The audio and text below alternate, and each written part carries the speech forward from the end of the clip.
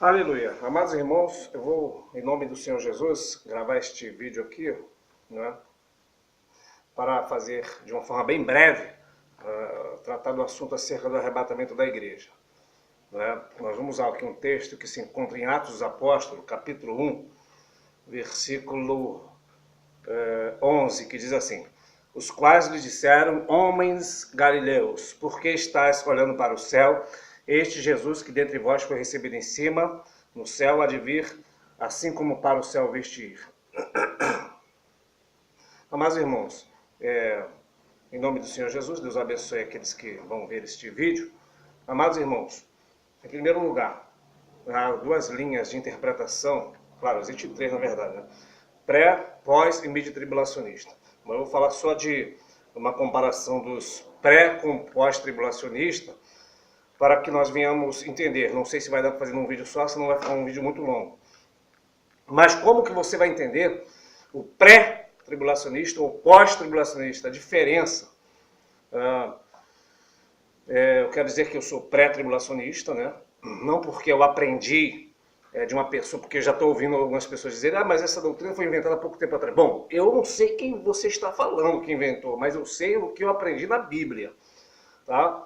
O nome por si só, arrebatamento, que no grego é arpazô, está escrito em 1 Tessalonicenses 4,16 diante, que o Senhor vai arrebatar sua igreja. A palavra arrebatamento no grego é arpazô, que significa uma retirada repentina e violenta. Então uma retirada repentina e violenta, por si só já define que será uma coisa repentina, violenta. Quando você vê uma pessoa, por exemplo, tá?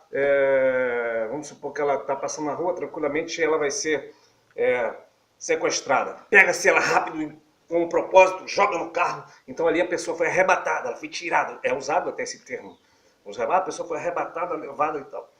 Então, por si só a palavra arrebatamento, por ser uma coisa repentina, nos mostra que sim, será secreto.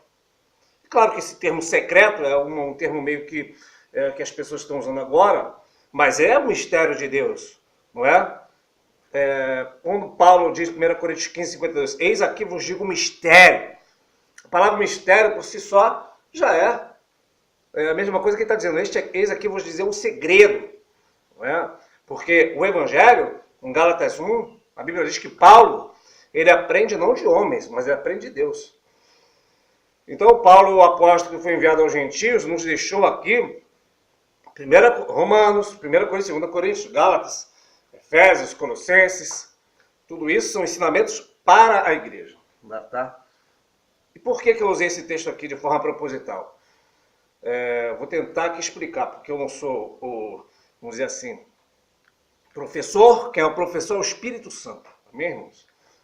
Então eu já vi há pouco tempo agora, não sou de ver muitas pregações, mas pelo título eu fui lá olhar o que essa pessoa ia falar. Que foi o Paulo Júnior, e ele falou sobre o engano do arrebatamento secreto. Ele, na verdade, alguém botou o título no vídeo, eu fui lá olhar. E a questão é que ele não está sabendo diferenciar entre arpazô e parousia. Uma coisa é o arpazô, o arrebatamento, que é a volta secreta do Senhor, uma retirada repentina e violenta. Primeiro ponto. E parousia é a vinda visível do Senhor Jesus. São dois eventos distintos. Jesus vai voltar duas vezes. Não é que Jesus vai voltar duas vezes. Jesus vai voltar uma vez visível. A primeira vez, que a gente chama de primeira vinda, não é que ele vai vir. Está aqui, ó, 1 Tessalonicenses capítulo 4, versículo 16. Vou aqui, estou com a Bíblia na mão. Nada melhor do que ler. Eu sei o texto de cor, mas eu não vou falar não. Vou estar lendo aqui e você confere aí, tá? Você vai ver que o Senhor, ele descerá até as nuvens só. Né? 1 Tessalonicenses 4,15. Dizemos, pois, isso pela palavra do Senhor, que nós, os que ficarmos vivos para a vinda do Senhor, não precederemos que dormam. Deixa eu abrir aqui um parêntese. Paulo acreditava, tá, na vinda pré-tribulacionista, sim. Tanto é que ele diz aqui, nós, os que ficarmos vivos. Ele poderia dizer, nós que já morremos nessa época, né? ou os que ficarem vivos, mas ele diz nós, os que ficarmos vivos. Né? Não precederemos os que dormem, ou seja, ele acreditava que Jesus ia vir naquela época, ele não ia nem morrer. Porque o mesmo Senhor descerá do céu com larido, com voz de arcanjo, com a trombeta de Deus, que morreram em Cristo ressuscitarão primeiro. Depois nós, ou seja, ele acreditava que ele, a igreja, os irmãos que estavam vivos, iriam estar vivos naquela época. E por que isso é importante, Paulo achar que vai estar vivo? Porque se ele acredita que vai passar pela tribulação, ele acreditaria que já teria morrido, provavelmente. Não é? Já que uma série de coisas vai acontecer. Depois nós, os que ficarmos vivos, seremos arrebatados juntamente com ele nas nuvens, a encontrar o Senhor nos ares, assim estaremos sempre com o Senhor. Então, o arrebatamento é para encontrar o Senhor nos ares. Então, Jesus não vai descer nesta terra. Depois a gente volta nessa questão de Paulo acreditar ou não, mas vamos continuar aqui na primeira palavra arrebatamento. Então, nós vamos encontrar o Senhor nos ares. Então, isso é arpazô. Nós vamos encontrar o Senhor nas nuvens. Então, vamos agora voltar para o texto inicial de Atos 1. O Jesus, ele sobe, ele entra nas nuvens, se oculta nas nuvens, e os anjos dizem, homens Galileu, por que vocês estão olhando assim? Esse mesmo Jesus, da mesma forma que foi levado ao céu, ele há de vir também. Aí algumas pessoas dizem que ele vai vir desta forma. Tudo bem, Jesus vai vir desta forma. Aí eu te faço uma pergunta. E antes de acontecer isso aqui, Jesus subiu ao céu de uma forma que pouca gente sabe? Digamos, Jesus subiu ao céu de uma forma secreta antes de acontecer isso aqui? Então, vamos entrar na palavra. Como você vai ali para o Evangelho de João, capítulo 20, mais ou menos, 21, onde fala da ressurreição de Jesus, você vai ver que Jesus, ao ressuscitar, aparece Maria Madalena, e Jesus já com um corpo glorioso, né, que atravessa a parede, faz ele aparecer inclusive em outra forma, que as pessoas não o conheciam, e daqui a pouco ele fazia algo que as pessoas o reconheciam. Isso vai acontecer também com os discípulos no caminho de Emaús, as pessoas não o reconheciam, depois ele faz com que as pessoas o reconheçam. Então ele aparece aqui, aparece ali, então ele já está com um corpo glorioso. Tá? Conforme Paulo escreve em aos Filipenses, que nós, o Senhor sujeitará este nosso corpo fraco, abatido, para ser conforme o seu corpo glorioso, segundo o seu poder de sujeitar a si todas as coisas. Então, nós vamos também receber este corpo glorioso. Jesus é a primícia. Vamos chegar lá também na parte das primícias. Jesus é a primícia dos que dormem. Ou seja, ele é o primeiro a morrer, ressuscitar e receber o corpo de glória. Está escrito em 1 Coríntios 15. E após Jesus receber este corpo glorioso, ele ressuscita, recebe esse corpo glorioso, e Maria Madalena vai ali. E ela não reconhece Jesus, e pensa que Jesus é o jardineiro, fala, onde o Senhor puseste o corpo dele? Ele retirou daqui. Aí Jesus fala assim, Maria, ela reconhece. E Maria vai abraçar, tocar, vai adorar, vai fazer algo, e Jesus fala assim, não me toques agora, porque eu não subi ao meu Pai, ao vosso Pai. Ide, dizem aos discípulos que eu vou encontrar eles lá, em Jerusalém. Então, Jesus disse, eu não subi ao meu Pai, vosso Pai. Aí eu te pergunto, será que Jesus, após ressuscitar, ele subiu ao céu? Mais na frente, você vai ler o texto, Jesus aparece e os discípulos ficam maravilhados, adoram. Tomé não está presente. Daí a pouco Tomé volta e Jesus já tinha saído. E falam para Tomé, Tomé, Jesus esteve aqui, Tomé, só acredito se eu tocar. Mais na frente, horas ou dias, o texto não diz, aparece Jesus de novo. E Jesus vai até Tomé e diz assim, Tomé, toca na minha mão, vê aqui o lado da minha ferida. Não seja incrédulo, mas crente. Então agora vamos abrir aqui, vamos raciocinar. Jesus disse para Maria Madalena, não me toques agora porque eu ainda não subi ao meu Pai e vosso Pai. E agora ele fala para Tomé, me toca aqui, Tomé. Por que mudou o discurso de Jesus? Não me toques, agora me toques. Porque certamente Jesus subiu ao Pai. Agora vamos parar aqui, vamos lá para a lei do Senhor. Um texto básico da lei você vai ler em Levítico 23. Não é? Sobre a lei, sobre as festas. O que eram as primícias? De uma forma resumida, irmãos. Primícia fala-se das colheitas de Israel. As colheitas, ou a colheita, né? Eu falo as colheitas porque tinha muitas plantações, os cereais. E se você tivesse uma seara, uma plantação, uma fazenda, seja lá o que for, de grãos, de trigo, por exemplo, tá? Ou de cevada, você tinha que, segundo a lei de Deus, ordenada pelo Deus para o seu povo, tinha que haver toda uma obediência àquela ordem das primícias. Por quê? Deus falou para Moisés, faz tudo conforme está escrito, faz tudo conforme eu te mandei, como eu te ordenei. Por que Deus faz questão que Moisés faça tudo conforme está escrito? O tabernáculo, as coisas santas, as festas, porque tudo isso, na verdade, são não a imagem exata das coisas, mas a sombra daquilo que haveria de vir. Está em Hebreus capítulo 10, verso 1. Que tendo a lei não a imagem exata das coisas, mas a sombra das coisas que há de vir. Então, toda a lei, ela não são a imagem exata, mas são as sombras, são alegorias das coisas do céu e das coisas que há de vir.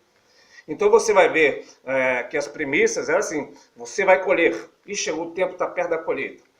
Então tem que fazer o seguinte, tem que tirar as primícias e levar ao sacerdote, o sacerdote vai ofertar a Deus.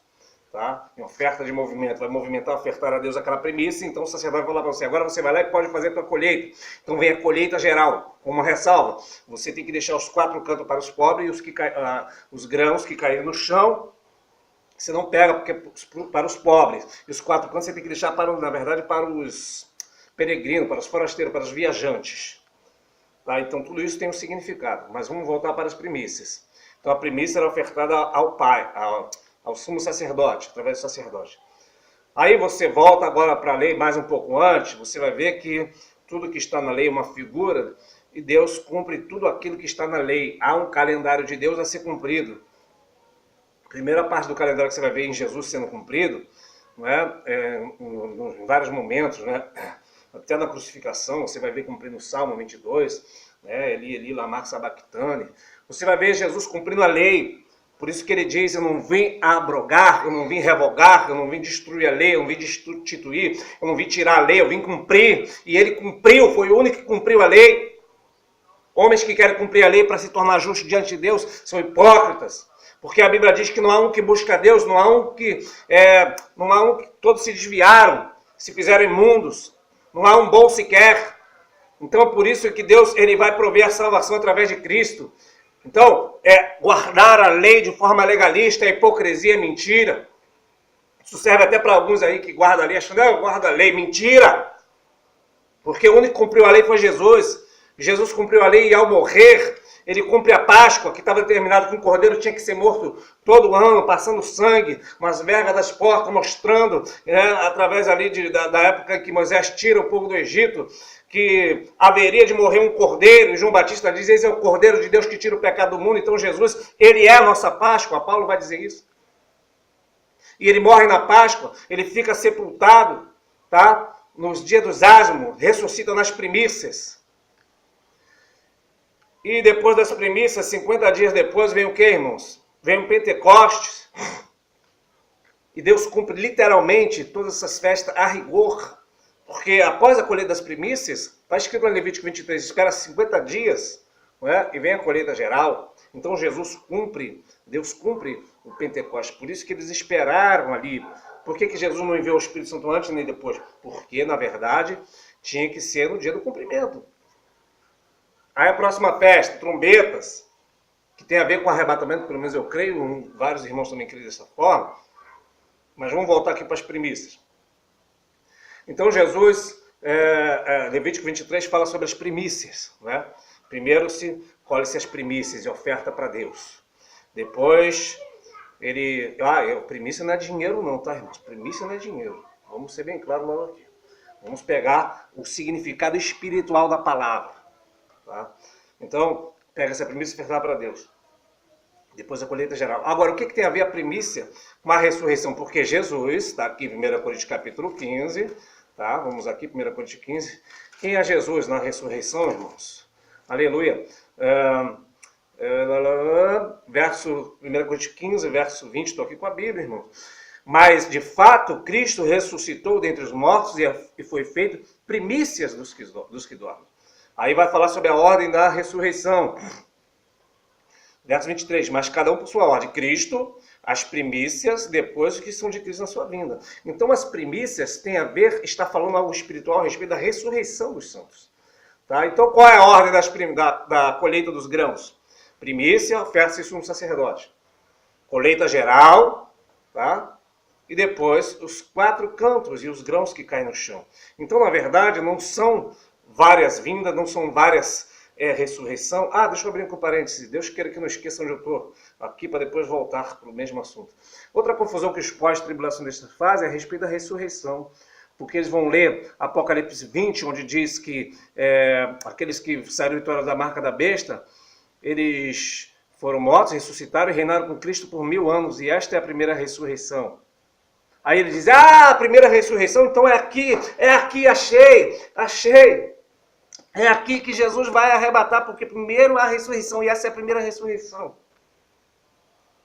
Aí, se nós entrarmos aqui na questão das colheitas e a ressurreição dos santos, você vai ver que as primícias, quando acontecem essas primícias, Jesus ele diz, eu não subi ao Pai, vosso Pai, ou seja, eu ainda vou subir ao Pai para levar as primícias. E quem são as primícias? Está em Mateus 27, onde os mortos ressuscitam.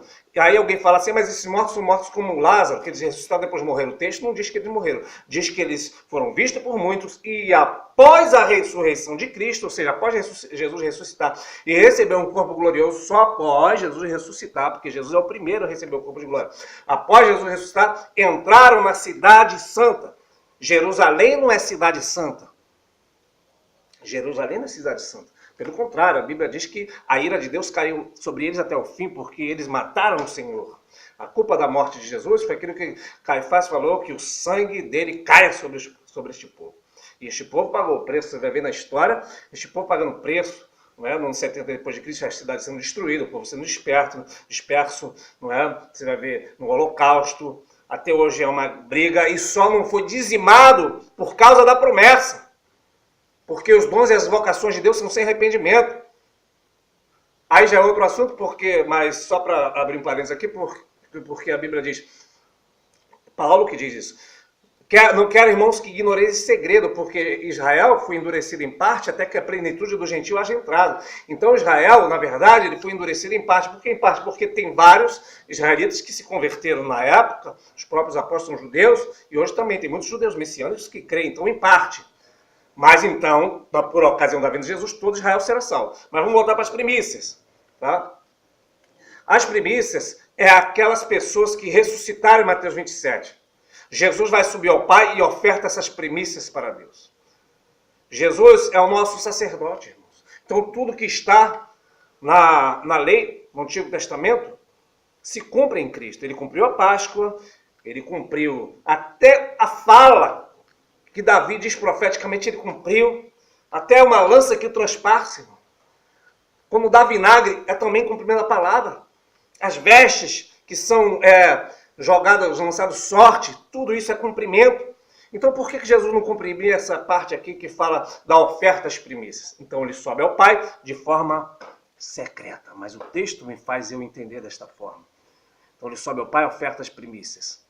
Por isso que ele diz, não me toque agora porque eu ainda não subi ao meu Pai. E agora, mais na frente, ele vai dizer para Tomé, pode me tocar, Tomé, pode me tocar porque eu já subi ao Pai. É isso que o texto me faz entender. Porque se antes não podia, por que agora pode?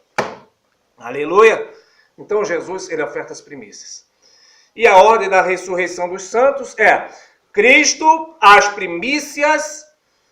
Outra coisa que vale a pena relembrar também, a cidade de Jerusalém é tão pecaminosa que quando chega na parte das duas testemunhas, vai chamar Jerusalém de Sodoma e Egito.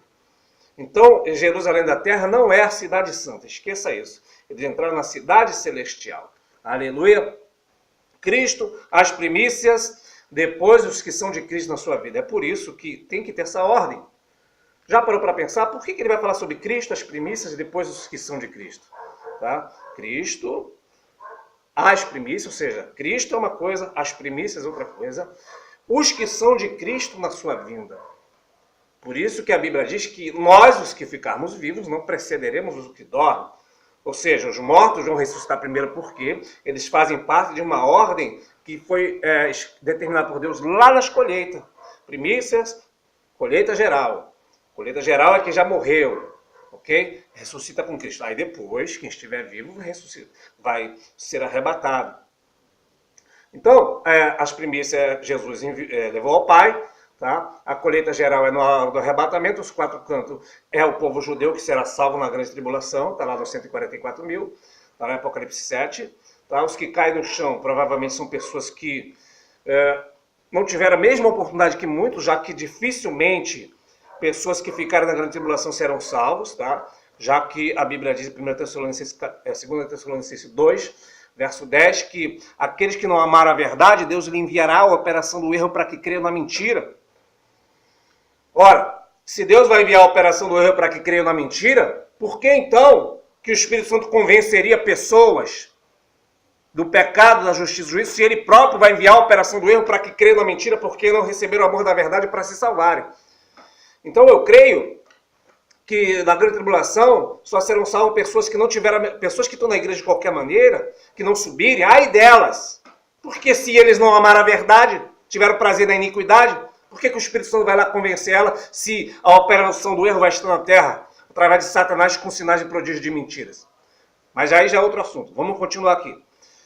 Então, voltemos para Atos capítulo 1. Amados galileus, este mesmo Jesus que vocês viram subir e entrar nas nuvens, ele há de vir. Claro que ele há de vir. Isso aqui é que os anjos estão falando, é a parousia. Ou seja, o que é parousia? Um cortejo real, é algo festivo. Quando os reis vinham, entravam na cidade, as pessoas, né, fazendo aquelas reverências, aquelas homenagens, aquela festa. Isso ali chama-se parousia. Como se fosse um cortejo real, como se fosse aquela vinda de Jesus no jumentinho que as pessoas cantavam hosana. Isso é uma parousia, uma vinda visível. O arrebatamento, ele é algo misterioso, algo secreto, assim como Jesus ele sobe ao Pai para ofertar as primícias. E é algo que certamente se cumpriu, tá? É igual porque Jesus ficou 40 dias na terra. Cerca de 40 dias foi visto, tá? É a contagem do Homer, ou contagem dos feixes. Então a Bíblia ela se cumpre nos mínimos detalhes, tá? E ai de nós se pensarmos que vamos guardar ali para ser salvo. Isso já serve até para outra igreja aí, que fala, eu guardo o sábado, guardarei. Mentira! Mentiroso, sabe por quê? Porque a Bíblia é bem clara que o fim da lei, ou seja, o fim do propósito a qual a lei foi enviada é Cristo para a justiça de todo aquele que crê. Se a pessoa crê em Jesus Cristo, Jesus é a justificação para ele. O homem não é salvo pelas obras não, irmão. Tá? Sendo, pois, justificado pela fé, temos paz com Deus. Por quem? Por nosso Senhor e Salvador Jesus Cristo, pelo qual temos entrado a esta graça. A salvação não vem através de placas de denominação, através de lei, isso é hipocrisia, isso é mentira, isso é idolatria. Então você vai ver em Hebreus, depois em nome de Jesus, se Deus preparar, eu faço um áudio, um vídeo, sei lá o que, para botar aí no grupo dos irmãos, sobre essa questão do sábado, que ainda resta um repouso para o povo de Deus. Tá? A palavra repouso ali é sabatismos no grego, ou seja, o descanso do crente ainda vem. A Bíblia diz em João capítulo 5, São João 5, que eles queriam matar Jesus porque não só se fazia igual ao Pai, mas também quebrantava o sábado. Hipócritas, vocês são hipócritas. Vocês pisam no Evangelho, porque Jesus Cristo ele derramou sangue. A Bíblia chega a dizer que a nossa justiça é como um trapo da imundícia. Tá? E Ezequiel vai dizer o que é o trapo da imundícia. É o pano que as mulheres usavam. Na época não existia absorvente, então as mulheres usavam o pano nos seus dias. E ali aquele pano imundo, depois sangue fedorento, fedendo, podre, é chamado de trapo da imundícia. A tua justiça, você acha que está sendo justo, jogando Jesus para fora, achando que as pessoas estão sendo salvas através da tua denominação, através da justiça que há na lei. Você está praticando, sabe o quê? Trapos de imundícia. É a nossa justiça, trapo de imundícia. Já vai sair aqui um pouco do tema, mas a justificação é outra coisa. Se Jesus não te justificar, sabe quem você é? Hipócrita. Vai se cumprir o que está lá em São João 8,44. Vós tende por pai o diabo, ou seja, que é o pai da mentira. O evangelho é pela graça, através de Cristo. Voltemos aqui, irmãos, a questão do arrebatamento. Então, esse mesmo Jesus há de vir. Para não ficar comprido, já vou aqui encerrar, depois faço outro em nome de Jesus. Tá? Só de forma bem resumida, vamos aqui para 2 aos Tessalonicenses, capítulo 2. que é um texto muito falado aqui sobre a questão, pode até alguma divergência, né? 2 Tessalonicenses 2 fala sobre o anticristo, não é? Então o texto vem dizendo, não quero, irmãos... perdão, a 2 Tessalonicenses 2:1. Irmãos, nós rogamos pela vinda do nosso Senhor Jesus Cristo e pela nossa reunião com Ele, que não vos movais do vosso entendimento, nem vos perturbeis, quer por espírito, quer por palavra, quer por epístola, como de nós, como se o dia de Cristo estivesse perto. Ninguém de maneira alguma vos engane, porque não será assim antes que venha a apostasia e se manifeste o homem do pecado, o filho da perdição, o qual se levanta contra tudo que se chama Deus e se adora, de sorte que se assentará como Deus no templo de Deus, querendo parecer Deus. Não vos lembrais que estas coisas vos dizia ainda estando convosco? E agora vós sabeis o que o detém, para que a seu próprio tempo seja manifestado, porque já o mistério da injustiça opera, somente a um que agora resiste até que do meio seja tirado. Então será revelado o iníquo, a quem o Senhor desfará pela sombra da sua boca, aniquilará pelo esplendor da sua vinda. A esse, cuja vinda é segundo a eficácia de Satanás, com todo o poder, sinais, prodígio de mentira e com todo engano na injustiça, para os que perecem, porque não receberam o amor da verdade para se salvarem. Por isso Deus lhe enviará a operação do erro para que creiam na mentira, para que sejam julgados todos os que não creram na verdade e tiveram prazer na iniquidade. Mas devemos sempre dar graças a Deus por vós, irmãos, amados do Senhor, por vos ter Deus elegido desde o princípio para a salvação, em santidade do Espírito, e da fé e da vida eterna, ou a fé da verdade. Irmãos, esse texto aqui é digno que se faça um vídeo só sobre ele, mas de forma bem resumida, vamos entender aqui. O povo de Tessalônica, eles acreditavam que o dia do Senhor já havia chegado, e Paulo vai dizer, olha, não quero que vocês pensem isso, nem por epístola, nem se alguém falar que foi eu que mandei. O dia de Cristo não é chegado, ou já está perto. A palavra dia, né, no grego é emera, que significa um período de tempo. Dia literal e também um período de tempo. Então, esse dia do Senhor aqui vai falar por toda a Bíblia do Antigo Testamento. Né? O dia do Senhor é o dia da ira.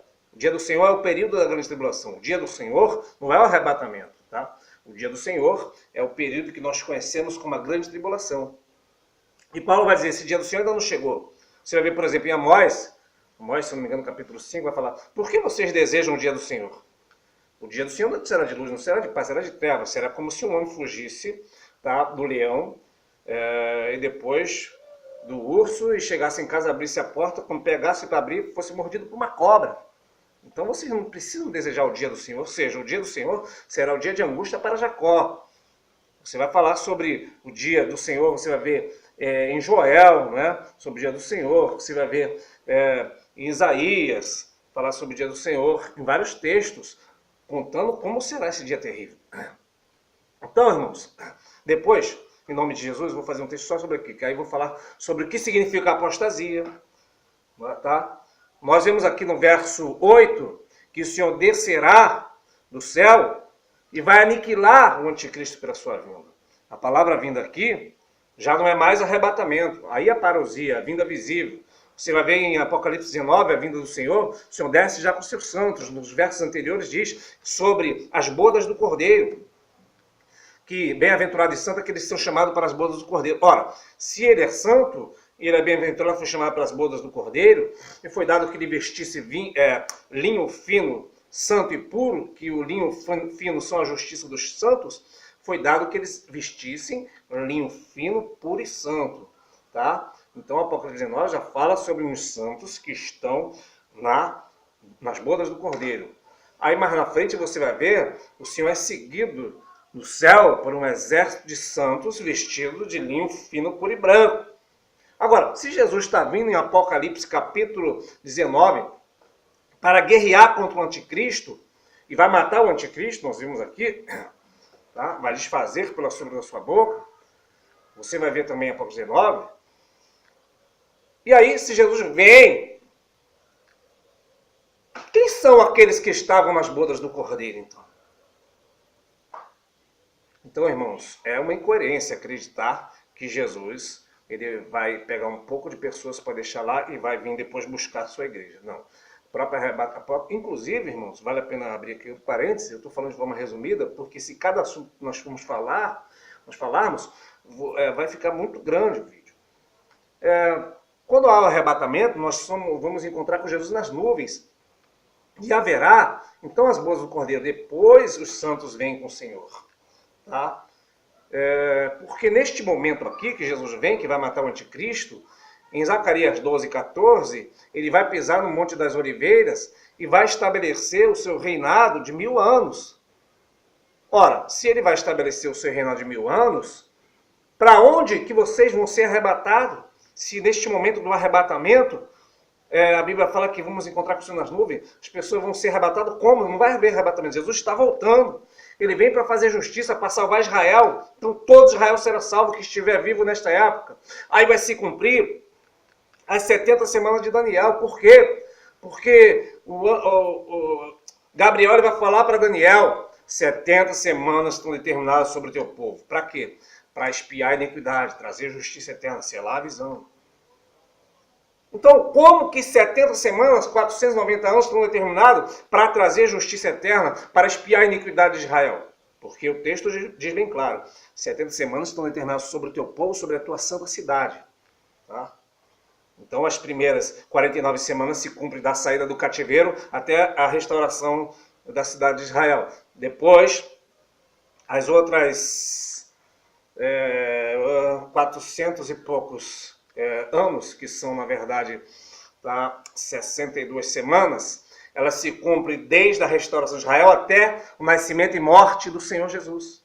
Então, nós estamos na semana de 69, falta uma semana para se cumprir, que começa no momento em que o príncipe que há de vir, que é o anticristo, ele faz uma aliança com muitos, e esta última semana conhecemos como uma grande tribulação. Que provavelmente ele vai quebrar a aliança, como diz, né, nos 3 anos e meio. Então virá, tá, o período em que Deus vai provavelmente lançar seus cálices, suas pragas, sua ira sobre a terra. Mas 70 semanas estão determinadas sobre o povo de Israel para expiar a iniquidade. Por quê? Só depois de 70 semanas haverá a expiação da iniquidade. Porque na 70ª semana, quando terminar a semana de número 70, que será no final da grande tribulação, Israel vai crer em Cristo. Então haverá a expiação da iniquidade. Então vai se cumprir, vai selar a visão, ou seja, vai fechar-se este ciclo. A visão não está fechada ainda, não está selada. Por quê? Porque ainda não se cumpriu. E vai se cumprir sobre Israel. Tá? A grande tribulação é o tempo que Deus trata com Jerusalém, com Israel, com o povo judeu. Tá? Então, 1 Tessalonicenses capítulo 1, verso 10, vai dizer assim, que além da grande tribulação ser um tempo da ira de Deus, você vai ver 1 Tessalonicenses capítulo 1, verso 10, que nós vamos esperar do céu Jesus, seu Filho, a quem ressuscitou dentre os mortos, a saber, Jesus. O que Jesus faz? Nos livra da ira futura. Apocalipse 3,10 diz, porque guardaste a palavra da minha paciência, também te guardarei da grande tentação que há de vir sobre a terra para tentar todos os que habitam na terra. 1 Tessalonicenses está até aqui, 5, verso 9. Porque Deus não nos destinou para a ira, mas para a aquisição da salvação por nosso Senhor Jesus Cristo. Então, há uma diferença, tá, entre arrebatamento, arpazor e parousia. Há uma diferença entre a vinda de Jesus para encontrar sua igreja nos ares, tá, e a vinda de Jesus visível. A vinda de Jesus visível é uma coisa, o arrebatamento é outra coisa. Então que nós devemos esperar o Senhor Jesus vir dos ares. Vou concluir aqui para não ficar muito grande e depois eu faço a parte 2 falando de 2 Tessalonicenses. Pode aguardar aí. Vamos fazer mais este vídeo por esses dias aqui sobre 2 Tessalonicenses. É tremendo, irmão, é tremendo. Que Deus abençoe os amados irmãos. Deus abençoe os pós, os prés, em nome do Senhor Jesus. Paz.